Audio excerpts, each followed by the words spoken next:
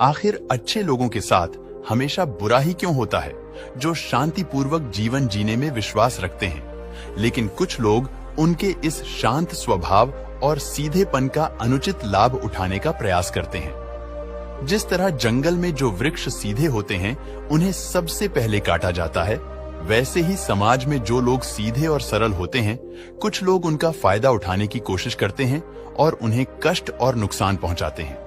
एक बार भगवान बुद्ध अपने शिष्यों को उपदेश दे रहे थे।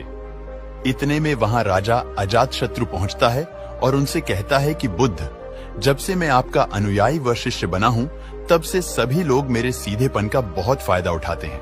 आपका अनुयायी बनने से पहले लोग मुझसे डरते थे, क्योंकि तब मैं बहुत क्रूर था और किसी को भी मृत्यु दंड देने में क्षण भर का भी समय नहीं लगाता था। लेकिन अब आपका अनुयायी बनने के बाद न तो मुझे गुस्सा आता है और ना ही मैं किसी को सजा देना चाहता हूँ। अब मेरा मन इन कामों को करने को तैयार नहीं होता और मैं सभी लोगों को प्रेम देना चाहता हूँ, खुशी देना चाहता हूँ। परंतु कुछ लोग इस बात का गलत फायदा उठा रहे हैं और इससे मेरी प्रजा को बहुत खतरा है। इससे मेरे शासन में बहुत दिक्कतें आ रही है। अब आप ही बताएं, मैं क्या करूं? तब बुद्ध अजातशत्रु से कहते हैं कि मैं तुम्हें एक कहानी सुनाता हूं। तुम इसे ध्यान से सुनना और समझने का प्रयास करना। एक बार किसी गांव के बाहर एक विशाल वृक्ष था। उस विशाल वृक्ष की जड़ में बड़ा सा छेद था, जिसमें एक विषैला सांप रहता था। जरा सी आहट या हलचल होने पर या थोड़े से उकसाने पर वह सांप फुफकारता हुआ बाहर निकलता और हमला करके लोगों को डस लेता था।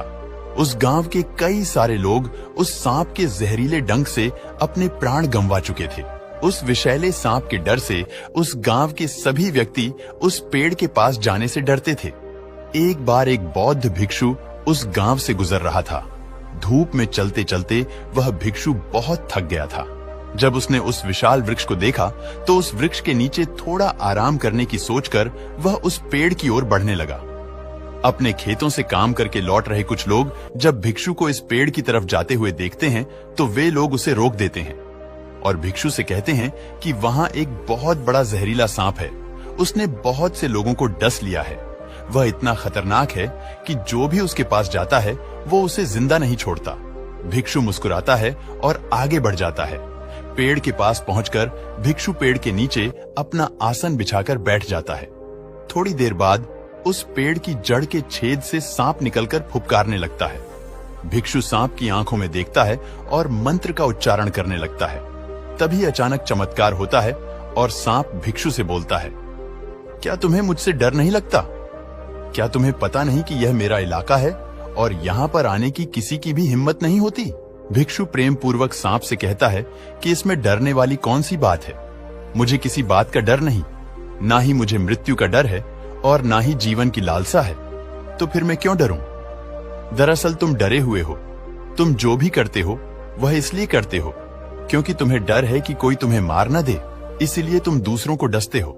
सांप को यह सुनकर बहुत गहरा आघात पहुंचता है, क्योंकि उसने आज तक ऐसे व्यक्ति को देखा था जो उसे मारने की कोशिश करते रहते थे, उससे डर कर भागते थे। उसने आज तक ऐसा कोई भी व्यक्ति नहीं देखा था जो उससे न डरे।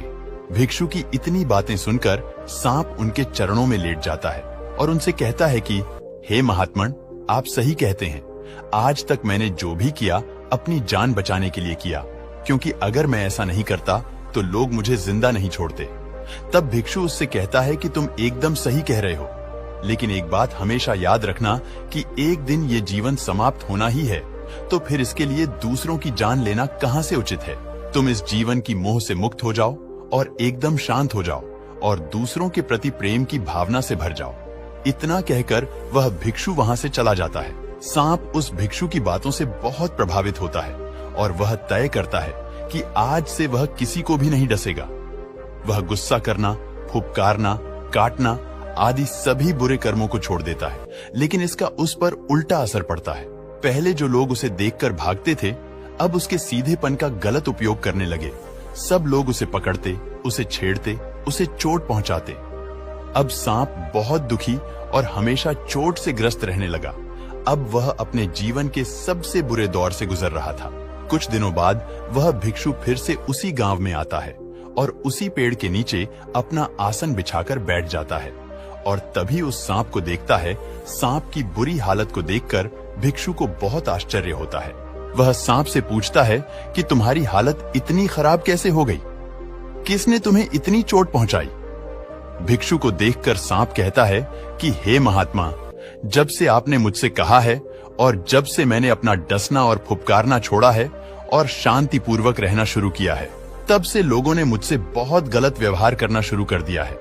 अब कोई मुझसे नहीं डरता। लोग आते हैं, मुझे छेड़ते हैं, मुझे नुकसान पहुंचाते हैं और मेरी बुरी हालत करके चले जाते हैं और मुझे जीवन जीने में बहुत कठिनाई हो रही है।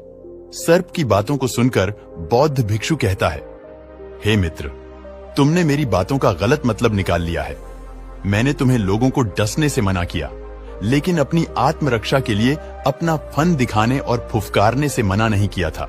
मैंने तुमसे यह नहीं कहा था कि तुम अपने स्वभाव को ही बदल लो। तुम सर्प हो और क्रूरता ही तुम्हारा स्वभाव है। अगर तुम क्रूरता नहीं दिखाओगे तो लोग तुम्हें खत्म कर देंगे। इसलिए तुम्हें भीतर से अपने आप को शांत और सही रखना है, किसी को नुकसान नहीं पहुंचाना है, लेकिन बाहर से अपने क्रूर स्वभाव को दिखाते हुए अपना भय बनाए रखना है। गौतम बुद्ध की कहानी को सुनकर अजातशत्रु सारी बात समझ जाता है और बुद्ध को धन्यवाद कर उन्हें प्रणाम करता है और अपने रथ पर सवार होकर अपने महल की ओर चल पड़ता है। दोस्तों, आजकल के जमाने में अच्छे लोगों के साथ ये अक्सर होता है। बहुत सारे लोग आपकी अच्छाई का, आपके शांत स्वभाव का, आपके सीधेपन का अनुचित फायदा उठाने की कोशिश करते हैं, जिसके कारण जो अच्छे और शांति प्रिय लोग होते हैं, जो सज्जन व्यक्ति होते हैं, उन्हें जीवन में अनेकों कठिनाइयों का सामना करना पड़ता है। गौतम बुद्ध की इस कहानी से हमें यह बात अच्छी तरह समझ लेनी चाहिए कि जो लोग आपकी अच्छाई और आपकी सज्जनता को आपकी कमजोरी समझते हैं और उसका गलत फायदा उठाने का प्रयास करते हैं, तब ऐसे लोगों को लिमिट में रखने के लिए, उन्हें उनकी औकात बताने के लिए आपको परिस्थिति के अनुसार व्यवहार करते हुए उन्हें जवाब देने की जरूरत होती है। ऐसे लोगों को डिसिप्लिन में रखने के लिए अगर आपको क्रोध करना पड़े तो आप क्रोध कीजिए, लेकिन कभी अपने अंदर के माइंड को प्रभावित न होने दें। जिस तरह एक अभिनेता किसी फिल्म में गुस्सा करने का अभिनय करता है, लेकिन अंदर से वह जरा भी गुस्सा नहीं होता, क्योंकि वह जानता है कि यह फिल्म का एक सीन मात्र है। दोस्तों, यह जीवन जीने की एक ऐसी अद्भुत कला है जिसे सीखकर कोई भी इंसान शांति, उन्नति और सफलता को प्राप्त कर सकता है। नमो बुद्धाय।